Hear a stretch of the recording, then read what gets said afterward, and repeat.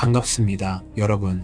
자본주의 세상에서 공짜는 없다는 말 너무나 진부하게 들리실 겁니다. 식상한 격언처럼 느껴지기도 하죠.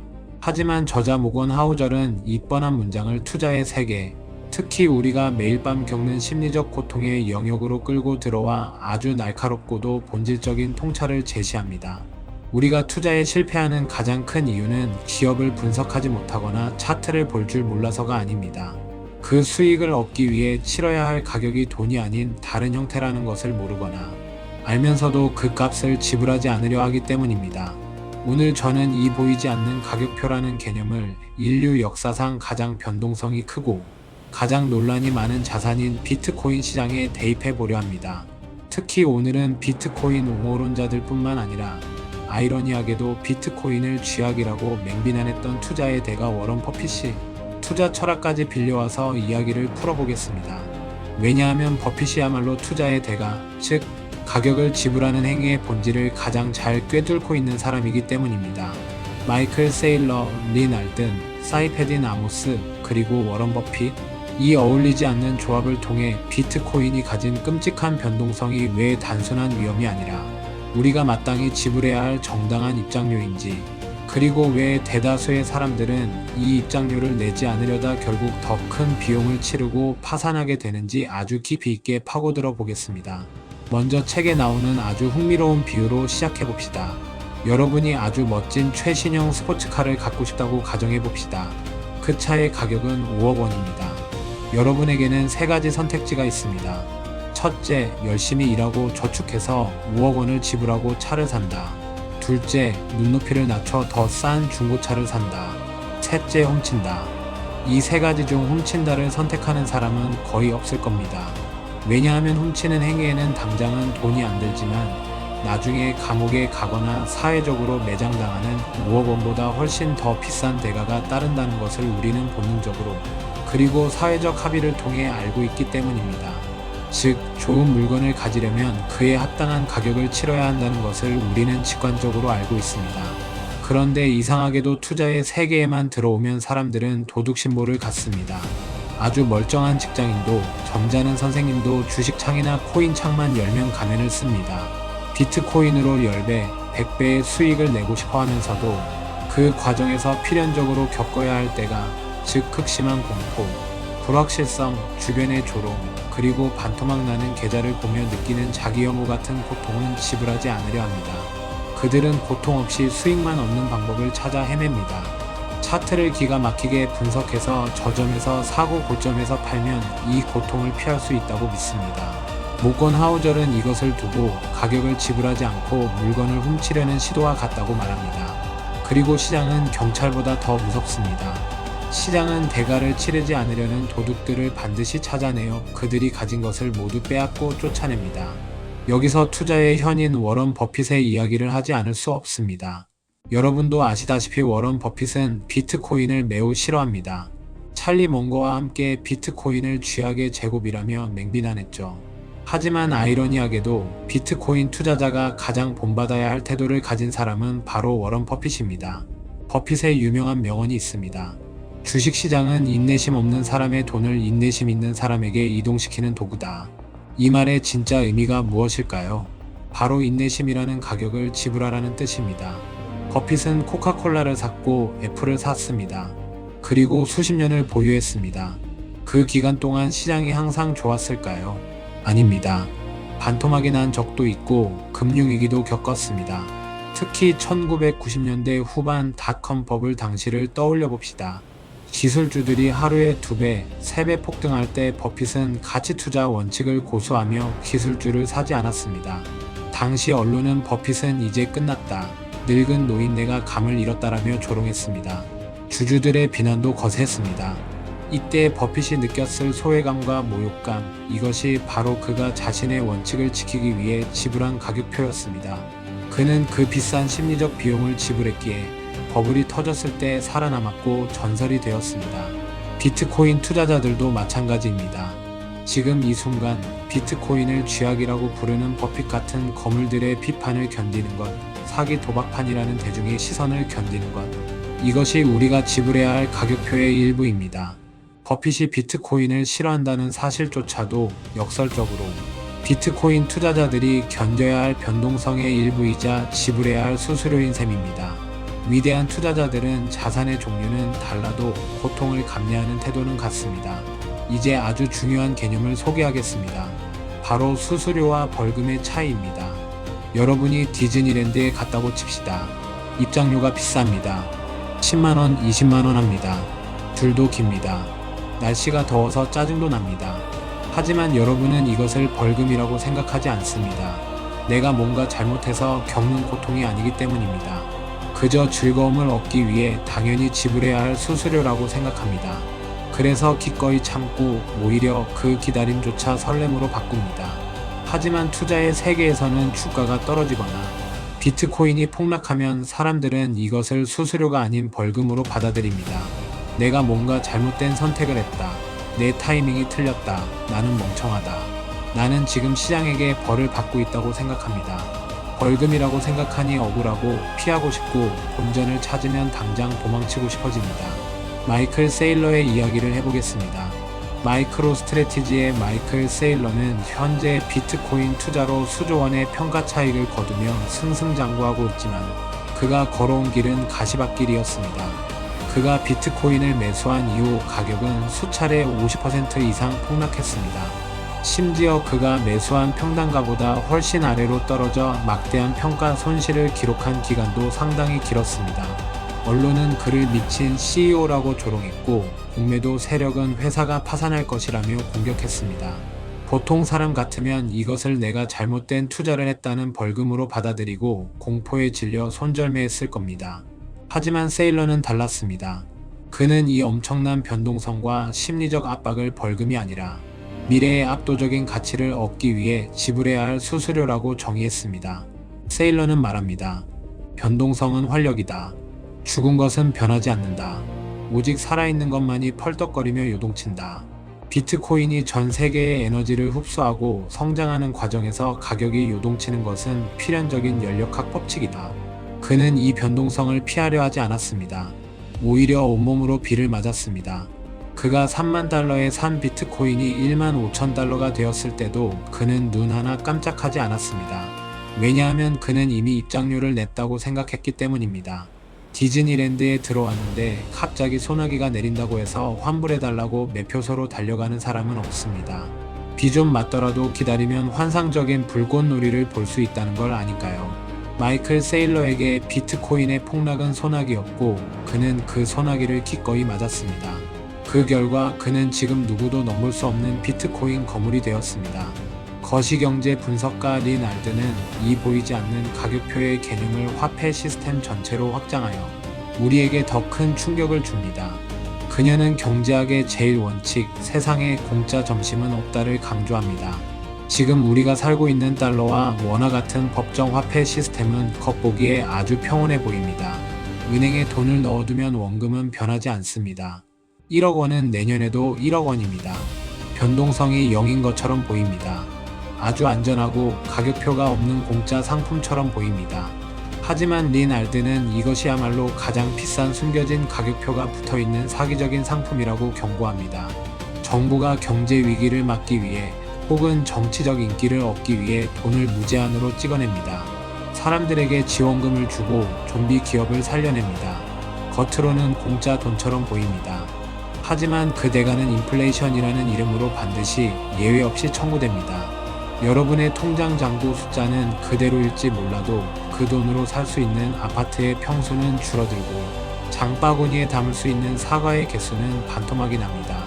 이것은 보이지 않는 세금이자 아주 비열한 형태의 가격표입니다. 린 알드는 명쾌하게 정리합니다. 비트코인의 가격표는 눈에 보인다. 그것은 변동성이다. 반면 법정 화폐의 가격표는 숨겨져 있다. 그것은 가치 절하다. 나는 눈에 보이는 정직한 가격을 치르겠다. 비트코인은 아주 솔직한 자산입니다. 들어가자마자 우리에게 청구서를 들이밉니다. 너 멘탈 흔들릴 준비됐어? 마이너스 50% 하락해도 버틸 수 있어? 밤에 잠 못 잘 수도 있는데 괜찮아? 라고 묻습니다. 이 가격표는 끔찍해 보이지만 적어도 우리를 속이지는 않습니다. 반면 원화나 달러는 친절한 은행원의 얼굴로 우리를 안심시키지만 뒤로는 매년 5%, 10%씩 우리의 구매력을 조용히 훔쳐갑니다. 린 알든의 통찰에 따르면 비트코인을 보유하며 겪는 마음고생은 억울한 벌금이 아니라 내 자산이 물처럼 녹아내리는 것을 막기 위해 지불하는 정당한 보안 비용입니다.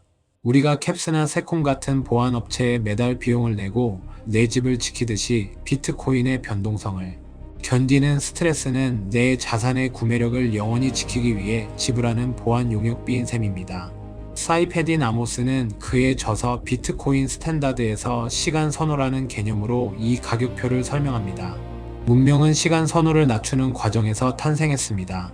당장 배가 고파도 씨앗을 먹지 않고 땅에 심어 수확을 기다리는 농부의 마음, 그것이 낮은 시간 선호입니다. 시간 선호가 낮은 사람은 미래의 더 큰 보상을 위해 현재의 욕구를 참습니다. 즉, 인내심이라는 가격을 치릅니다. 반면 시간 선호가 높은 사람은 당장의 만족을 위해 미래를 희생합니다. 아모스는 현대 사회의 케인즈주의 경제학이 우리에게 빚을 권하고 소비를 부추기며 인위적으로 시간 선호를 높이고 있다고 비판합니다. 비트코인 투자자들은 기꺼이 현재의 불편함을 감수하는 사람들입니다. 친구들이 명품을 사고 새 차를 뽑고 핫한 테마주로 단타를 쳐서 돈을 벌었다고 자랑할 때 비트코이너들은 지루함을 견디고 폭락장의 공포를 견디고 주변의 비아냥을 견딥니다. 아모스는 이 견딤이야말로 자본을 축적하고 문명을 건설하는 원동력이라고 말합니다. 로마가 하루아침에 이루어지지 않았듯이 진정한 부는 시간과 인내라는 비싼 가격을 치러야만 얻을 수 있습니다. 비트코인은 그 인내심을 테스트하는 가장 혹독한 시험지입니다. 이 시험을 통과하지 않고, 즉 가격을 지불하지 않고 졸업장을 따르는 사람들은 결국 고래버리지 선물 거래나 알트코인 펌핑방을 기웃거리다 파산하게 됩니다. 그것은 공부하지 않고 커닝으로 서울대에 가려는 것과 같습니다. 모건 하우절은 책에서 이렇게 묻습니다. 당신이 얻고자 하는 수익의 대가는 무엇인가? 그리고 당신은 그 대가를 지불할 의향이 있는가? 많은 사람들이 비트코인이 5억, 10억이 갈 거라고 믿습니다.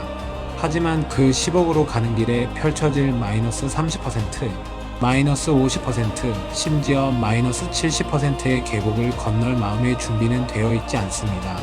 그들은 계곡을 만날 때마다 이것은 뭔가 잘못됐어, 이건 벌금이야 라고 외치며 도망갑니다. 그리고 나중에 가격이 다시 오르면 그때 팔지 말거라며 땅을 치고 후회합니다. 이것은 디즈니랜드에 가서 줄 서는 게 싫다고 새치기를 하려다 쫓겨나는 것과 같습니다. 줄을 서는 지루함, 다리의 통증, 목마름, 그 모든 것이 놀이기구를 타기 위한 가격표에 포함되어 있다는 사실을 받아들이지 못하면 결코 즐거움을 얻을 수 없습니다. 그렇다면 우리는 어떻게 해야 이 비싼 가격표를 기꺼이 지불할 수 있을까요? 워런 버핏의 지혜와 비트코인 거장들의 통찰을 합쳐 두 가지 솔루션을 제안합니다. 첫 번째는 인식의 전환입니다. 오늘부터 계좌의 파란불을 보며 내가 틀렸다, 나는 바보다라고 자책하지 마십시오. 대신아, 나는 지금 미래의 경제적 자유를 위해 수수료를 납부하고 있구나라고 생각하십시오. 헬스장에서 무거운 쇠질을 할 때 근육이 찢어지는 고통을 느끼면 우리는 괴로워하면서도 한편으론 기뻐합니다. 내 몸이 좋아지고 있다는 신호니까요. 비트코인의 하락도 마찬가지입니다. 시장이 과열을 시키고 단기 투기꾼들을 털어내고 더 단단하게 다져지는 과정, 즉 성장통이자 근육통입니다. 이 고통을 벌금이 아닌 수수료로 인식하는 순간 여러분의 멘탈은 강철처럼 단단해질 것입니다. 두 번째는 가격을 지불할 능력을 갖추는 것입니다. 아무리 좋은 물건도 내 주머니 사정보다 너무 비싸면 살 수 없습니다. 비트코인의 변동성이라는 가격표는 꽤 비쌉니다. 전 재산을 혹은 빚을 내서 투자한 사람은 이 가격을 감당할 수 없습니다. 작은 흔들림에도 파산하니까요. 마이클 세일러가 그 엄청난 변동성을 견딜 수 있었던 이유는 그가 빚을 냈을지언정 결코 상환 압박을 받지 않는 장기 채권을 발행했고 본업인 소프트웨어 사업에서 나오는 현금 흐름이 튼튼했기 때문입니다. 즉, 그는 가격을 지불할 체력을 만들어 놓고 물건을 샀습니다. 여러분도 마찬가지여야 합니다. 당장 다음 달에 써야 할 생활비나 1년 뒤에 갚아야 할 전세금으로 비트코인을 사는 것은 내 능력 밖의 명품을 카드로 긁는 것과 같습니다.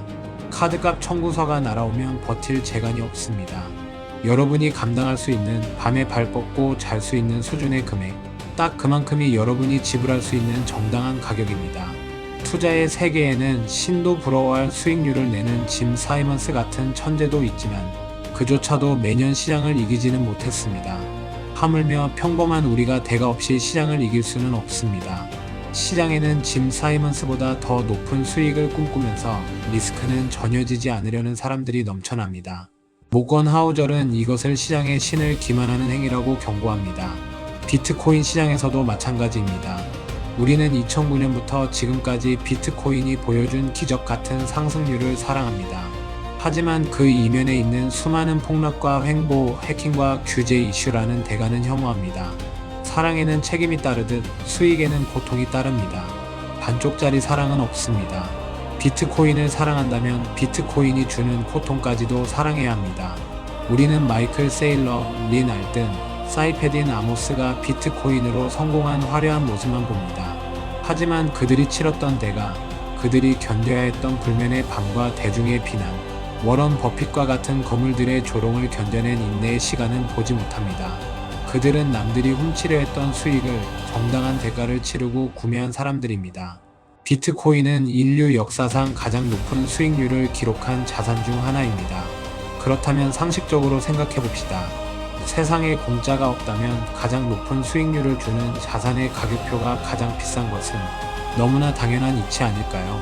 그 비싼 가격표를 보고 비싸다며 도망가는 것이 아니라 이 정도 엄청난 물건에 이 정도 가격이면 합리적이네 라고 생각하며 쿨하게 지갑을 여는 태도, 그것이 15장이 우리에게 주는 교훈입니다. 결론적으로 비트코인 투자는 공짜 점심을 바라는 유행이 되어서는 안 됩니다. 그것은 기존 금융 시스템의 모순을 꿰뚫어보고 그 시스템에서 탈출하기 위해 치러야 할 정당한 비용을 계산하는 이성적이고 냉철한 행위여야 합니다. 린 알든의 말처럼 눈에 보이지 않는 인플레이션이라는 세금에 내 인생을 서서히 갉아먹힐 것인가? 아니면 눈에 보이는 변동성이라는 수수료를 내고 내 자산을 확실하게 지킬 것인가? 선택은 여러분의 몫입니다. 하지만 한 가지 확실한 것은 대가를 치르지 않고 얻을 수 있는 것은 아무것도 없다는 사실입니다. 제가 여러분께 비트코인을 지금 당장 사라고 강요하는 것이 아닙니다. 다만 여러분이 비트코인을 사기로 마음먹었다면 혹은 이미 샀다면 앞으로 닥쳐올 거친 변동성을 마주할 때 당황하지 마시라는 겁니다. 아, 청구서가 왔구나. 나는 더 큰 미래를 위해 지금 정당한 수수료를 납부하고 있구나라고 의연하게 받아들이십시오. 비가 오면 비를 맞으십시오. 디즈니랜드의 폐장 시간까지 버티는 사람만이 마지막 불꽃놀이의 환희를 맛볼 자격이 있습니다. 무지성으로 빚을 내서 사라는 말이 아닙니다. 내가 지불할 수 있는 가격이 얼마인지 냉정하게 계산하고 그 범위 안에서 당당하게 입장료를 지불하는 현명한 투자자가 되시기를 바랍니다. 오늘 우리는 보이지 않는 가격표라는 렌즈를 통해 비트코인 투자의 본질을 깊이 들여다봤습니다. 세상에 공짜는 없습니다. 하지만 가치 있는 것에 제값을 치르는 것은 결코 손해가 아닙니다. 워런 버핏이 비트코인을 싫어함에도 불구하고 그가 보여준 인내의 태도가 왜 비트코인 투자자에게 필요한지, 그리고 비트코인의 변동성이 왜 우리가 환영해야 할 친구인지 이해하셨으리라 믿습니다. 여러분이 지금 겪고 있는 투자 고민과 마음고생이 훗날 경제적 자유라는 멋진 상품을 받기 위한 일시불 결제였음을 깨닫게 되는 날이 반드시 올 거라 믿습니다. 긴 내용 들어주시고 함께 깊이 고민해 주셔서 진심으로 감사합니다. 이 내용이 여러분의 투자 마인드를 단단하게 만드는데 조금이나마 도움이 되었기를 바랍니다. 오늘 내용이 유익하셨다면 구독과 좋아요 버튼을 눌러주세요. 여러분의 응원이 저에게는 최고의 수수료이자 에너지가 됩니다. 감사합니다. 다음 시간에 뵙겠습니다.